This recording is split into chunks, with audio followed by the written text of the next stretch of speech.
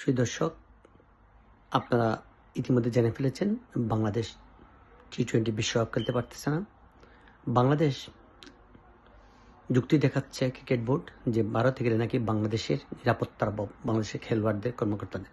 কিন্তু আপনারা দেখেন সারা বিশ্বের সব কোটি দল ভারতে গিয়ে খেলতে রাজি আছে। তাদের কি নিরাপত্তার দরকার হয় না?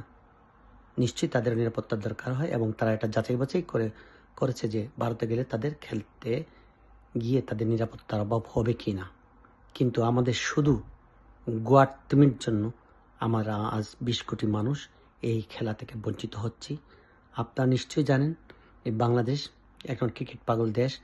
এই ক্রিকেটের জন্য পৃথিবীর বহু রাষ্ট্র বাংলাদেশকে চিনে, এবং আমাদের খেলোয়াড়দেরকেও চিনে, বাংলাদেশকেও চিনে।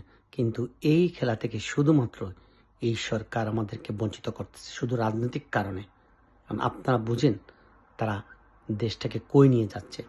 আপনারা জানেন যে এই ইন্ডিয়া আমাদেরকে টেস্ট খেলার সময়, টেস্ট স্ট্যাটাস পাওয়ার সময় আমাদেরকে সহায়তা করেছে, ওয়ানডের সময় সহযোগিতা করেছে, সবসময় আমাদের পাশে ছিল।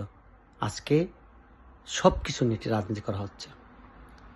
আমরা এদেশের জনগণ আমরা চাই না যে আমাদের খেলা নিয়ে